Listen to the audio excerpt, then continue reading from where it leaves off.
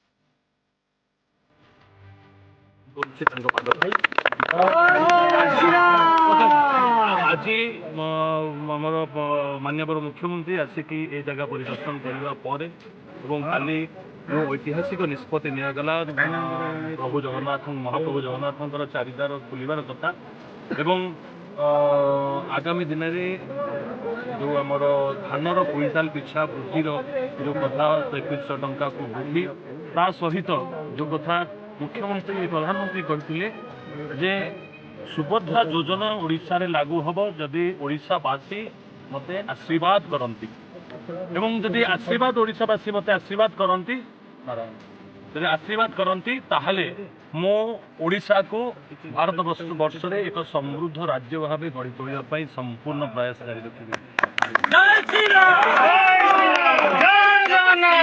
ओडिशावासी कथा रखिले आज ओडिशावासी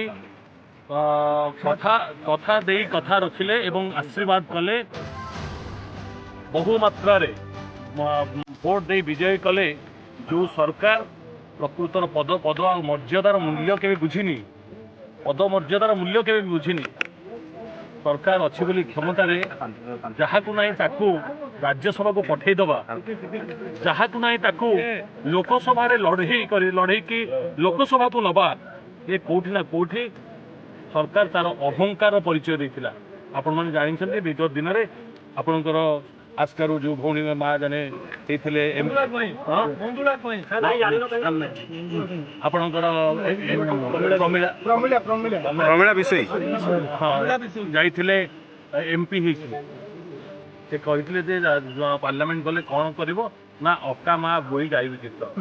ପାର୍ଲାମେଣ୍ଟ ଗଲେ ଏହା କରିବେ, ଏ ମାଟିର ସମୃଦ୍ଧି ଓଡ଼ିଶାର ଗର୍ବ ପାଇଁ କିଛି କରିବା ପାଇଁ ତାଙ୍କର ନାହିଁ, ନା ଶିକ୍ଷାଗତ ଯୋଗ୍ୟତା ଅଛି ନା କିଛି ଅଛି। ତେଣୁକରି ଏଭଳି ଅପାତ୍ରରେ ବହୁ ଅପାତ୍ରରେ ଦାନ କରି ସରକାର ତାର ଏ ଗଣତନ୍ତ୍ରର ଯେଉଁ ମୂଲ୍ୟବୋଧକୁ କୋଉଠି ନା କୋଉଠି ହଜିଦେଲା, ଯାହାଫଳରେ ଆହୁରି ଅଧିକା ଭାବେ 50% ବିକାଶ ନିଶ୍ଚିତ ଭାବେ ହବ। ଡବଲ ଇଞ୍ଜିନ ସରକାର ହେଇଛି। ସୁଭଦ୍ରା ଯୋଜନା ପାଇଁ କାଲି କ୍ୟାବିନେଟରେ ନିଷ୍ପତ୍ତି ହେଇଛି। ମାତ୍ର 100 ଦିନ ମଧ୍ୟରେ ସୁଭଦ୍ରା ଯୋଜନା ଲାଗୁ ହବ। ପ୍ରତ୍ୟେକ ମା ମାନେ 50,000 ଟଙ୍କାର ଭାଉଚର ପାଇବେ ଏବଂ ସେମାନେ କିଭଳି ଭାବେ ଆର୍ଥିକ ସୁଦୃଢ଼ୀକରଣ ହବ ତା ପାଇଁ ପ୍ରୟାସ କରାଯିବ ଏବଂ ତଳସ୍ତର ସମାଜର ତଳସ୍ତରରେ ଥିବା ଏବଂ ପଛ ଧାଡ଼ିରେ ଥିବା ବ୍ୟକ୍ତି କିଭଳି ଭାବେ ଆଗକୁ ଆସିବ ସେଥିପାଇଁ ପ୍ରୟାସ ହେବ। ପ୍ରଧାନମନ୍ତ୍ରୀ ଆବାସ ଯୋଜନା ପାଇଁ ସ୍ୱତନ୍ତ୍ର ବ୍ୟବସ୍ଥା କରିବା ପାଇଁ ପ୍ରଧାନମନ୍ତ୍ରୀ ପ୍ରତିଶ୍ରୁତି ଦେଇଛନ୍ତି। କିଭଳି ଭାବେ ପ୍ରତ୍ୟେକ ବ୍ୟକ୍ତିର ମୁଣ୍ଡ ଉପରେ ଛାତ ଘର ରହିବ, ଏହି ପ୍ରୟାସ ହେବ ଏବଂ ସତ୍ୟବାଦୀ ତା ଦେହରୁ ବଞ୍ଚିତ ହେବନି। ସତ୍ୟବାଦୀରେ ଜଳସେଚନ, ଜଳ ନିଷ୍କାସନ, ପିଇବା ପାଣିର ବ୍ୟବସ୍ଥା, ତା ସହିତ ପ୍ରଧାନମନ୍ତ୍ରୀ ଯୋଜନା କଥା ଏବଂ ରାସ୍ତାଘାଟର କଥା ଯେଉଁ କଥା ହେଇପାରିନି, ରୋଜଗାରର କଥା ଯାହା ଯାହା ଆମେ ପ୍ରତିଶ୍ରୁତି ଦେଇଥିଲୁ। ଦୁର୍ନୀତିର ଗନ୍ତାଘର ପାଲଟିଥିଲା, ସେଟା ଆପଣ ଦଉଥିଲେ।